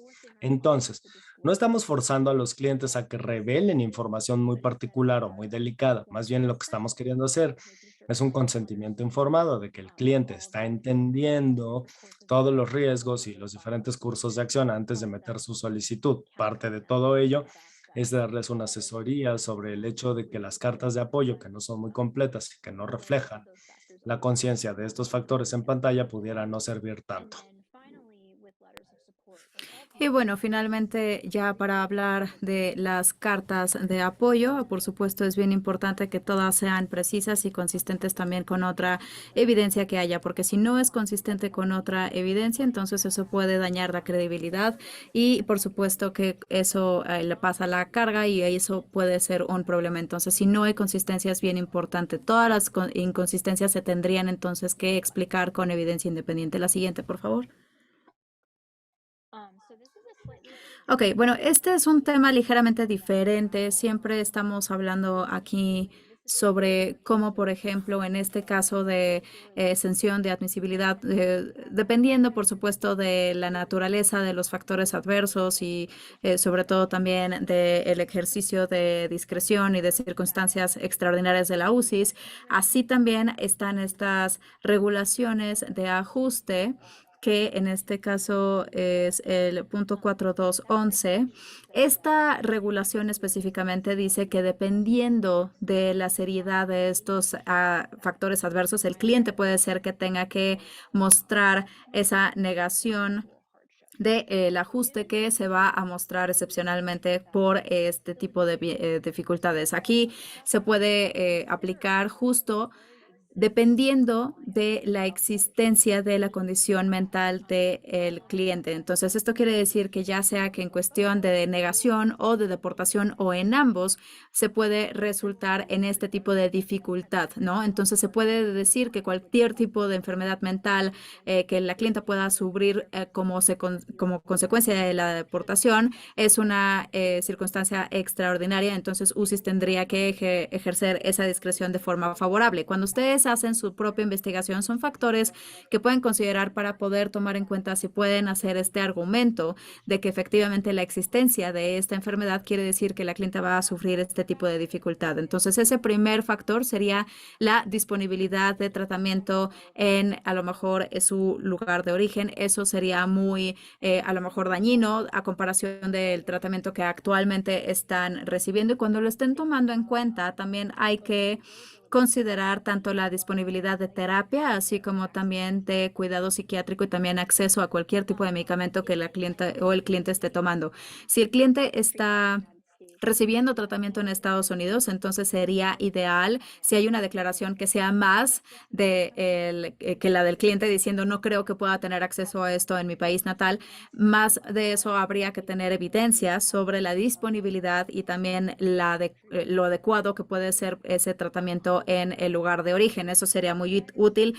Por ejemplo, una carta por parte del proveedor de servicios mentales y de salud mental de la cliente. Eso también sería súper útil, así como también la evidencia de condiciones del país y también, por ejemplo, qué sucedería si el cliente sale de Estados Unidos y que a lo mejor ya no podría continuarse el tratamiento. Ahí, por supuesto, ya estamos hablando de un proveedor de servicios de salud mental en este caso, que efectivamente está diciendo que sí sería una dificultad o un daño extremo y eso es muy útil poder tenerlo documentado dependiendo de los diferentes factores adversos.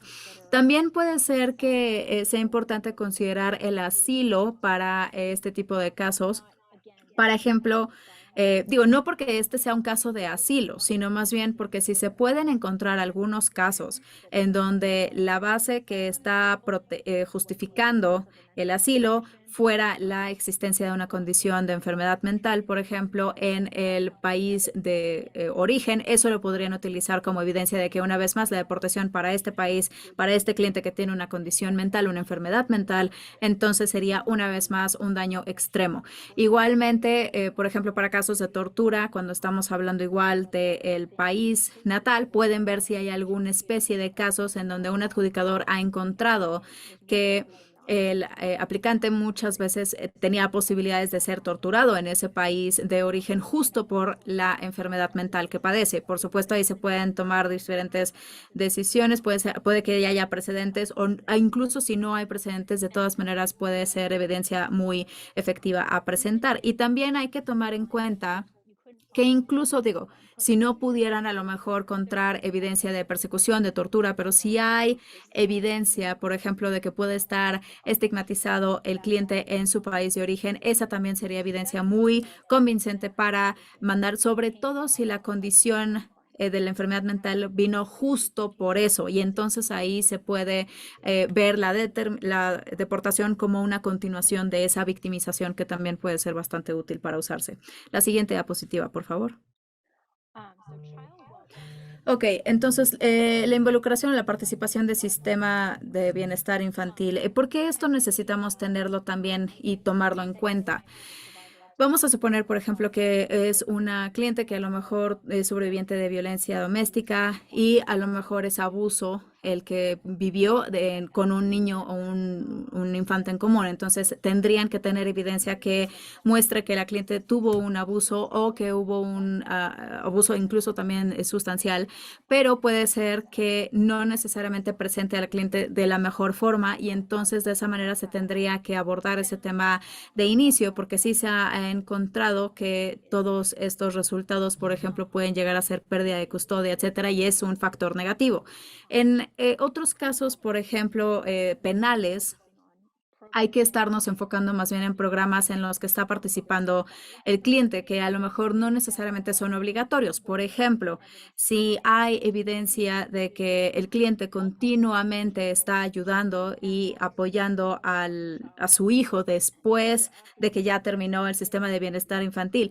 Por ejemplo, ya terminó el programa, ya el trabajador social dejó de trabajar con el niño o la niña, entonces hay evidencia de que efectivamente sigue ayudando y apoyando. Eso puede ser bastante convincente presentarlo. También hay que estar tomando aquí en consideración si a lo mejor está llevando al niño a terapia o si a lo mejor se está asegurando de que está recibiendo servicios en escuela, que están haciendo tareas en casa. Toda esa es evidencia bastante convincente también. Con respecto a contextualizar o mitigar esta participación ya aplicado a estos problemas de salud mental, se tendría que a lo mejor hacer, por ejemplo, primero esa conexión entre el sistema de bienestar infantil y la condición mental y después probablemente, sobre todo, también más importantemente, mostrar evidencia de las 3 R's que mencionamos y sobre todo enfocarse en qué es lo que hizo el cliente ya para mejorar la situación que protege al niño o al menor y también que puede ayudar a recibir su tratamiento mental. Si eso a lo mejor también ha ayudado, si le ha mejorado también las habilidades de afrontamiento y eso lo puede utilizar a modo de futuro.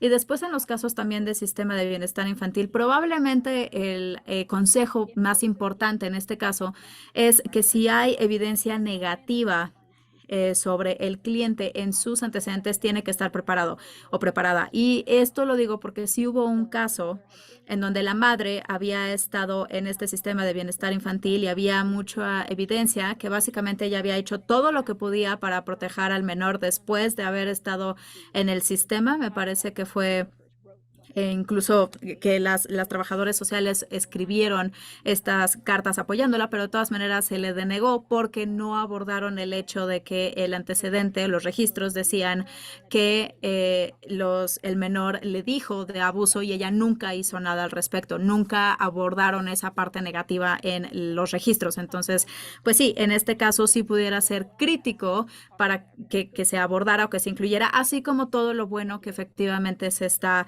incluyendo. Entonces también es importante mencionar las partes negativas y también incluirlas en los registros. La siguiente, por favor. Next slide, please. Siguiente.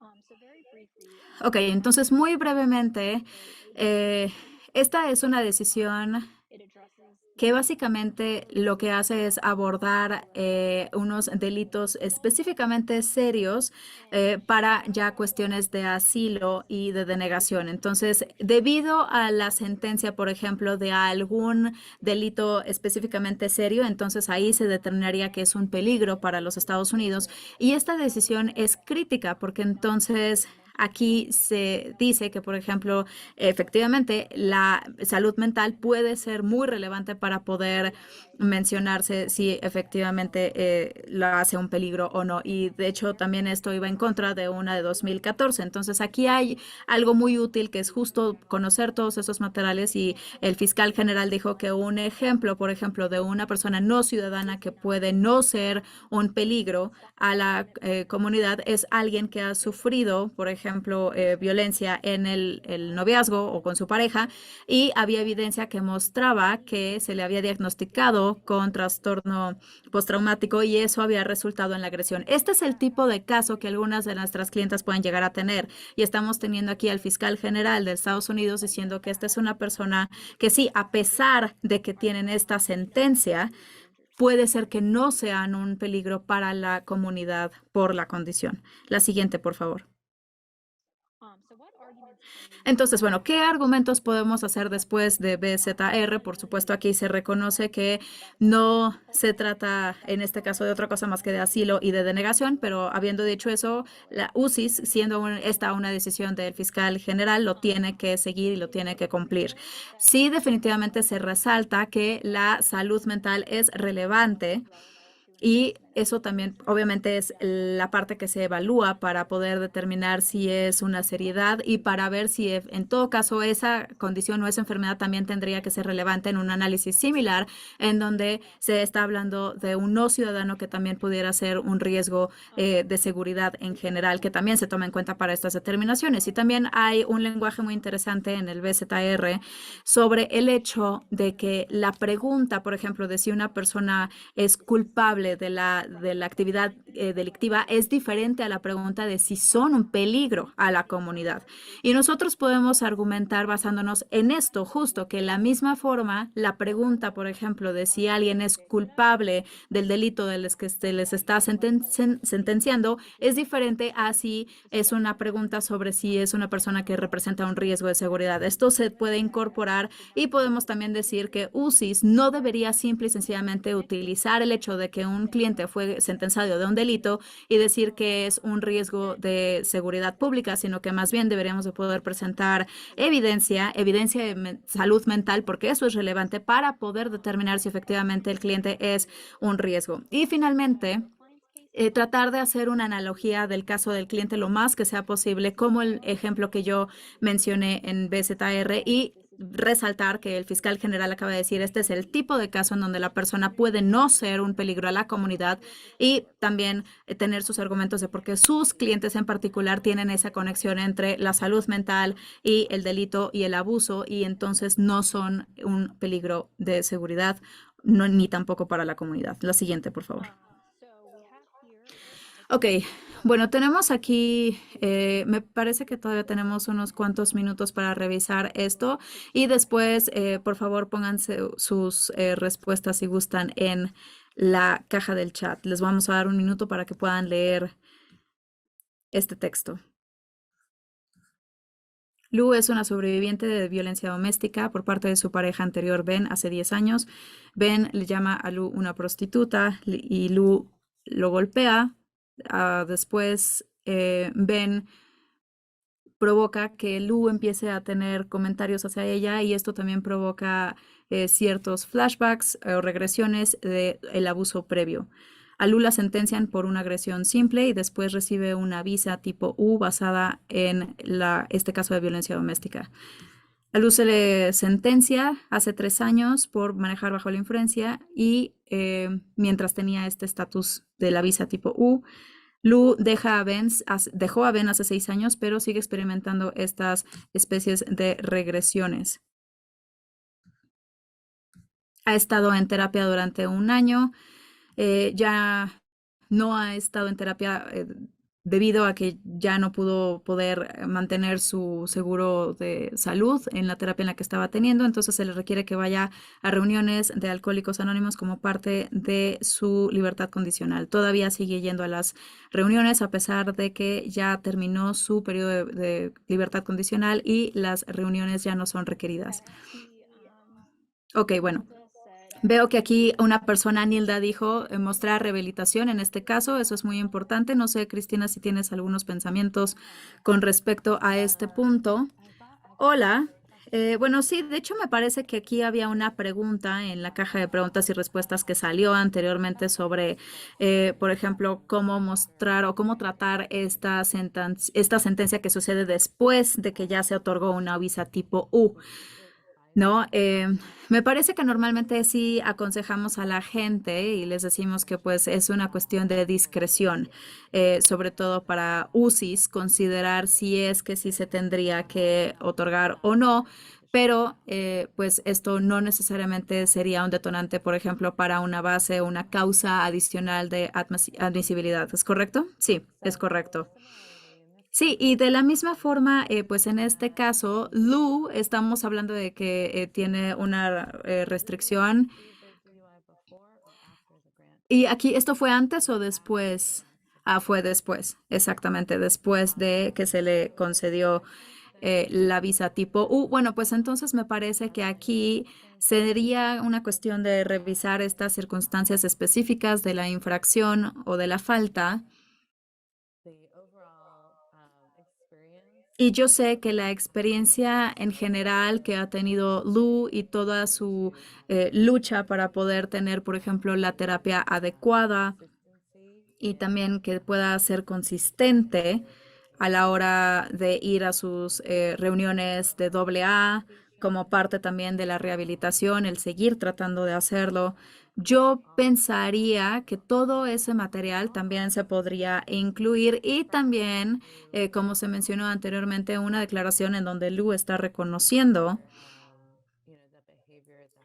ese comportamiento que pues sí resultó en esta sentencia, por ejemplo, y por supuesto tomar la responsabilidad, exponer arrepentimiento y también los compromisos que se han hecho o que se han llevado a cabo después y todas las mejoras básicamente que se han visto. Sí, exactamente, cosas así. Una carta del patrocinador de Lu, o sí, exactamente. Bueno, debido al compromiso, al anonimato, pues muchas veces no necesariamente se van a confirmar que una persona es miembro de un grupo de AA, por ejemplo, pero definitivamente la persona puede decidir por sí misma si quiere brindar ese tipo de carta o no en caso de que fuera útil. Kathleen aquí tiene comentarios muy buenos también con respecto a que no es una base penal para inadmisibilidad. Exactamente, no, tampoco ya no tiene una adicción como tal tampoco. Entonces sí, exactamente sí, está la discreción. La verdad es que creo que todos están dando muy buenos ejemplos. Y lo que yo contribuiría tal vez es, una vez más, tratar de hacer una analogía de este incidente con la pareja. Desafortunadamente puede ser que vuelva a surgir en la etapa de ajuste porque pues muchas veces les gusta decir, por ejemplo, que la visa tipo U y estos otros procedimientos, digo, son diferentes adjudicaciones, pero estoy tratando como de hacer la analogía lo más posible a el caso de BZR, que pueden obtener esta carta del terapeuta, por ejemplo, explicar esa conexión. Creo que eso sería bastante útil. Con respecto a cualquier problema que pudiera surgir, sí, definitivamente algo en donde se mencione. Es que depende también mucho, digo, porque no siempre necesariamente es una base para la inadmisibilidad. Entonces, sí, eso es cierto. No tenemos eso. O sea, aquí no dice, por ejemplo, que tampoco fue algo agravado, ¿no? En todo caso. Sí, exactamente. En algunas circunstancias pudiera ser. Sí, y además la inadmisibilidad no necesariamente se está viendo en la etapa del ajuste, digamos, sino que más bien son los factores de discreción. Entonces, en este caso es un tanto irrelevante porque esto sucedió después de que ya se le brindó la visa tipo U, pero sí, muchas veces cuando hay un factor negativo les gusta muchas veces estar abordando ese punto específico. Entonces, sí, este ejemplo justo lo que trata de dar es esta evidencia positiva, factores positivos que Lu en este caso podía brindar para ver que efectivamente ahí es más lo bueno que lo malo, digamos, y es también quitar ese patrón, porque muchas veces eso es lo que a veces pasa con las víctimas.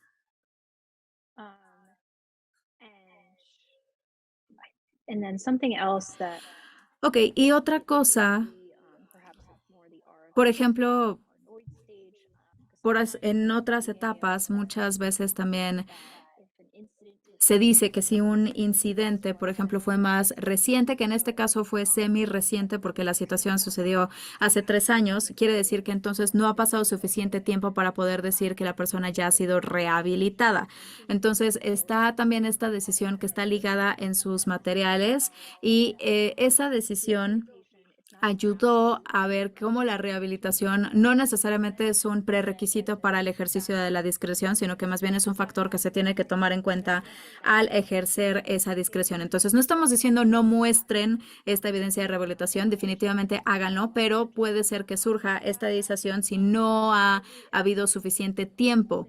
En este caso, estamos hablando de una decisión ya anterior, es antigua, muchas de estas ya ni siquiera existen, pero UCIS de todas maneras tiene un manual de políticas y la AO y también UCIS también hacen esta referencia. Entonces, sí, muchas veces si ustedes pueden, si ellos citan, ustedes también lo pueden citar igual, insisto, este caso que se incluye en sus materiales. Entonces, siéntanse con la libertad de hacerlo. La siguiente diapositiva, por favor.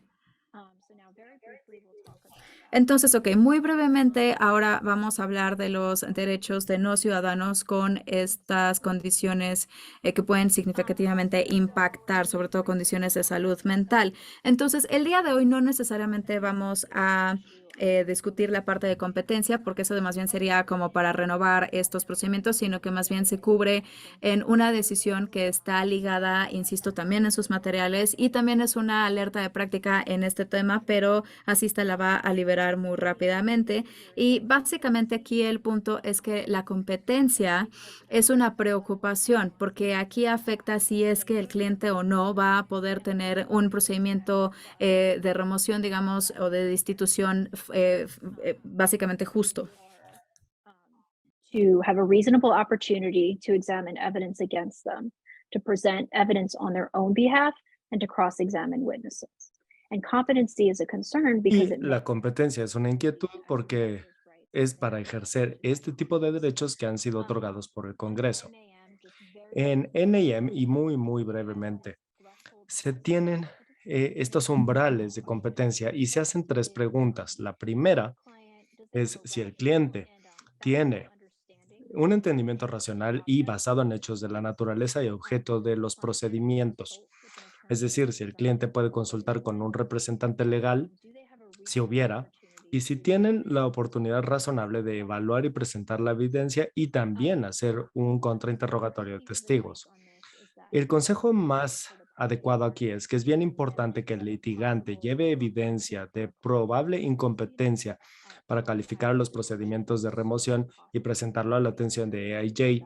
La razón es que el IJ solo tiene que evaluar la competencia si hay indicios de incompetencia en el propio registro. Entonces, algo que ustedes ya comentaron como tema posible de incompetencia, ¿no? Ahora, una materia de NIM que también estará en sus materiales y que particularmente contempla el auto de continuidad, tanto como forma de permitir que las partes recaben evidencia de una incompetencia potencial, así como una posible salvaguarda que el IJ pudiera instituir si se descubre esta incompetencia del cliente. Entonces hay que dejarlo claro en el auto de por qué creemos que el cliente puede considerarse incompetente conforme al marco NIM que referimos y especificar en el auto por qué necesitamos más tiempo para recabar mayor evidencia de la incompetencia probable. Ahora, en la moción nuevamente tenemos que asegurarnos de establecer bien el marco NIM y hacer la analogía con no ciudadanos que se han determinado incompetentes conforme a la ley de su circuito, porque hay ciertas leyes de circuito en esta materia, así como también para los no ciudadanos en los casos NIM y otros que se llaman MJK, que me parece también están citados en su índice de materiales. Ahora, otro punto importante a recordar, sobre todo con casos de sobrevivientes, es que algunas clientas que tienen estrés postraumático pudieran mostrar algunas de las conductas que el BIA encontró pudieran ser ejemplos de incompetencia. Entonces hay que echarle un ojo a este caso para ver cuáles son las conductas referidas. Solo tomar en cuenta también que el estrés postraumático pudiera ser una razón por la que el cliente es considerado o puede considerarse bajo los estándares de BIA como incompetente, de forma tal que los IJs tengan que establecer salvaguardas, porque está bajo las reglas de BIA. Y si el cliente se determinó como incompetente, tendríamos que estar solicitando salvaguardas y recordarle a la IJ que tienen que instituirlas. Y sí, perdón, adelante, Cristina. No, solamente para agregar que en esta decisión de NIM se especifica también que la competencia no es una cuestión estática ni permanente y que IJ pudiera llegar a considerar o reconsiderar la competencia de no ciudadanos en diferentes etapas de sus procedimientos de remoción. Y esto, bueno, pueden plantearse, pueden presentarse en algún momento más adelante del propio procedimiento o también de una manera en que la EIJ pueda revisar algunas de estas salvaguardas que previamente se establecieron, diciendo que si el cliente sí efectivamente está conectado con algún tipo de apoyo que les permita funcionar a un nivel un poquito más alto, mejor que como estaban en la etapa temprana del procedimiento. Es decir, que puedan estar participando en su propio caso. Ahora, también tendría que decir que no sé si es algo que le haya ocurrido a alguna de las aquí presentes, en que el juez pueda hacer una revisión de estas salvaguardas, pero yo supongo que una vez que se han adoptado, quisiera ver o pudiera haber, mejor dicho, una renuencia parcialmente porque se trata de si las salvaguardas o la adecuación de las salvaguardas es una cuestión que pueda revisar el Consejo de Apelaciones Migratorias y llevarlo como asunto de ley. Me parece que más factiblemente sería poco probable que se levanten salvaguardas. Pero bueno, eso era lo que yo quería comentar.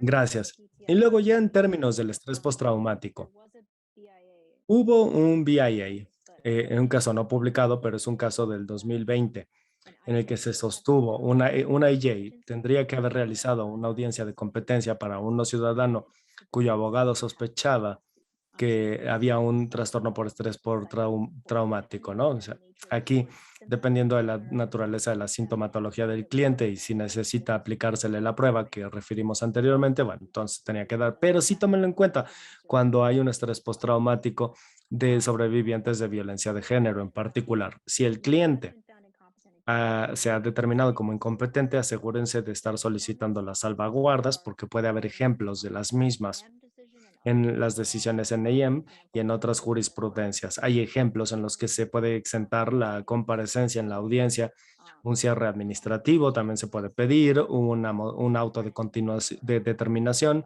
o bien el permitir que un amigo o familiar comparezca para arrojar información y de esta manera ayudarle al juez. Claro, son ejemplos, y no son exclusivos de BIA.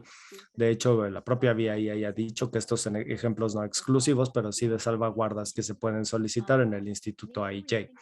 Y también asegurémonos con las salvaguardas que se hagan las peticiones, también pensar qué es necesario para nuestro cliente específico, qué necesita para ejercer estos derechos de ley en los procedimientos mismos que también se encuentran en la sección NIA citada aquí. Y bueno, que evidentemente se tenga la facultad de contrainterrogar y poder presentar evidencia a título personal y examinar la evidencia contra ellos. Entonces, pensar en estos derechos y qué salvaguardas serían necesarias para los clientes que tenemos y que puedan ejercer sus derechos.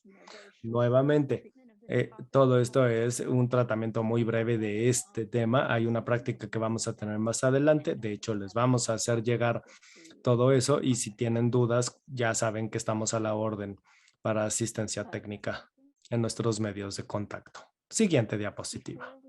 Justamente antes de pasar ya a las preguntas, queremos recordarles a todas y todos que tenemos una conferencia virtual que va a ser el próximo miércoles y jueves, septiembre 21 y 22, y es acerca, bueno, es un repaso del curso de los apoyos migratorios para sobrevivientes. Es para los subsidiados de LAB de OW. Ellos pueden utilizar sus fondos para registrarse a esta conferencia y pueden asistir a ella sin una autorización previa. Otros subsidios de OW en otro tipo de programas tendrían que contactar a su especialista de programa para ver cuál es la información respectiva de sus subvenciones. En el chat voy a poner el número de referencia que tendrían que usar cuando contacten a sus especialistas de programa para ver si están autorizadas a usar fondos de capacitación de OW para la conferencia. Y bueno, ya en términos de preguntas, déjenme ver qué tenemos. Sí hay una pregunta. Dice, ¿qué pasa si un cliente es detenido o arrestado y colocado en una retención de salud mental 5150, pero sin acusación? ¿Pudiera ser ponderado negativamente en la revisión por temas de salud mental? Bueno, he visto un caso en el que se menciona la conducta de un cliente, aunque no fue en el contexto de un tema penal, fue un factor negativo más bien. Creo que la respuesta es que depende de si queda registrado o no. Si queda registrado, pudiera considerarse factor negativo. Yo entonces tendría que plantear si se puede conectar el tema de salud mental con el abuso sufrido y también de alguna manera mostrar que el cliente está recibiendo tratamiento por esta problemática de salud mental y que se tiene la expectativa de que no siga afectándole en el futuro. Cristina, ¿alguna opinión tú?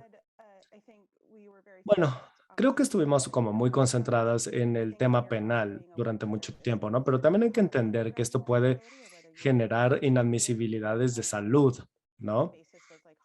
Si la base fuera autolesiones o daño a los demás, y aquí la descripción pudiera ser, no se cree, pero si está en el registro USCIS puede tener conocimiento de ello y entonces sí ponderar si esta base de salud se ha generado o no. No es como una acusación, no es que sea un caso como en el asunto penal, porque no sería una base penal, pero puede que nos preocupe la necesidad de la atención mental, ¿no? También me pregunto yo si habría una presión mayor para ver si hay que se generó algún alertamiento por salud. Sí, yo de acuerdo con eso.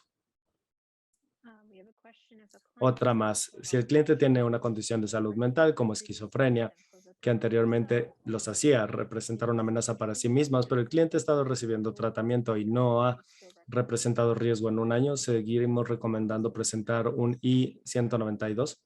A ver, déjenme revisar qué dice la ley. Okay, let's see.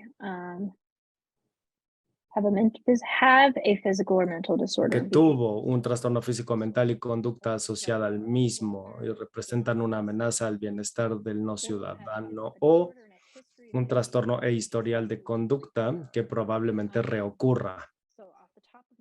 Entonces, ¿cómo lo entiendo yo? Que debiéramos concentrarnos en términos de inadmisibilidad de si presentar un I-192 si es por el comportamiento, que pueda recurrir y que el cliente está recibiendo tratamiento. Pudiéramos entonces argumentar que el comportamiento no es probable de reocurrir. También habría que revisar por ahí jurisprudencias para ver cómo han opinado los circuitos. Also say schizophrenia has Yo such a diría que la esquizofrenia tiene una amplia gama de manifestaciones y también hay muchísimo estigma que va de la mano con la condición. Entonces, yo consideraría qué es específicamente lo que el cliente está experimentando o qué ha vivido, qué le ha pasado, ¿no? Qué tipo de amenaza se considera que representa y además revisar la evidencia en caso de que estemos abordándolo, ¿no? Para un tipo de exención y también cómo definir un poco más claramente qué es esa esquizofrenia o qué otra condición de salud mental tiene la persona. better understood by the O sea, precisamente para que lo entiendan mejor a quien se les plantea el caso. Y en esta instancia yo diría que algunos abogados han reportado que a veces piden una evaluación médica al solicitante, ¿no? Ese pudiera ser uno de los hallazgos, ¿no? Que si no es una amenaza presente, pues pudieran decir, no hay una amenaza de seguir autolesionándose o lesionar a los demás y que están trabajando con el médico legista para que la información se arme. Yo lo dejaría, ¿no? A menos que sea algo muy, muy preocupante y que NCIS plantee, porque estos estudios son difíciles de conseguir también por otra serie de razones, ¿no? Pero justificar que si USCIS va a establecer esto como una base, bueno, tendríamos que tener evidencia que pueda ser insuficiente incluso para ellos en la I-693 quizás, ¿no? Porque la base sí establece las disposiciones de la Secretaría de Salud y entonces también habría que revisar puntualmente esa ley y a veces establecer, ¿no? De que la información no necesariamente diga que representan un riesgo presente a sí mismos y que por esas bases debe otorgarse la exención. Kathleen pregunta, y de hecho lo preguntaba hace rato, ¿no? Porque tiene que ver nuevamente con la discusión penal de la presentación, ¿no? De si el no estar conscientes de las consecuencias migratorias que van por un reconocimiento de culpabilidad pudiera ser un defecto procesal como para pedir que no se aplique una sentencia en el sentido de migración. Es decir, hablamos de una conciencia o falta de conciencia, de conocimiento sobre ello, ¿no? O que se puede tratar como una falla procesal, quizás por falta de abogados también.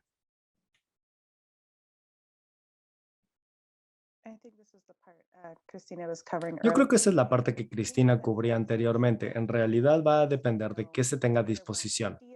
Es decir, hay asesoramiento legal no proporcionado, ¿no? Y eso sería como para atacar un defecto procesal, si esa fuera una base para decirlo, que fue efectivamente un defecto procesal y que la sentencia no debiera mantenerse, entonces no debiera ser tampoco para efectos migratorios.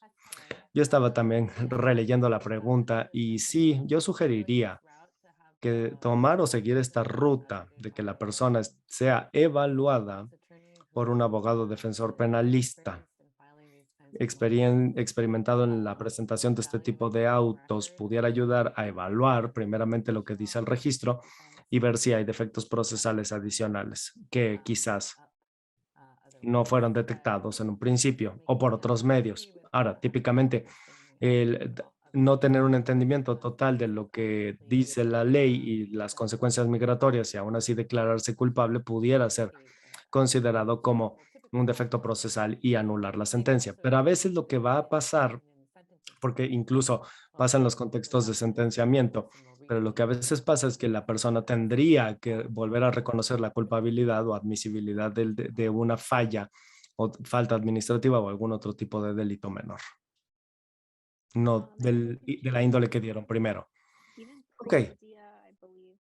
Incluso en el segundo circuito, si mal no recuerdo, había ciertos temas sobre la mal entendimiento de las consecuencias migratorias y que esto pudiera tipificarse como mala asistencia legal y recurrir a algunas de las jurisprudencias sobre una mala representación legal. Hay otra pregunta y dice, idealmente, queremos mostrar rehabilitación desde el inicio, pero ¿qué pasa si la conducta problemática fue reciente?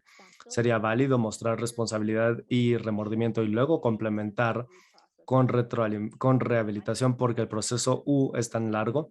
A mí me haría mucho sentido, ¿no? Sobre todo tal y como lo señalan ahorita.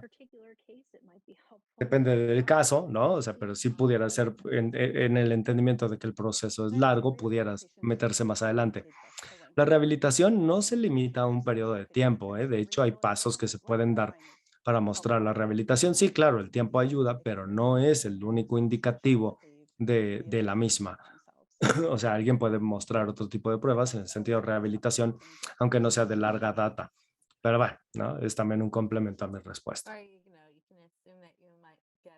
Podríamos suponer que nos llegaría un RFI sobre esto, ¿no? Y quizás continuar con mayor tipo de evidencia sobre remordimiento y responsabilidad.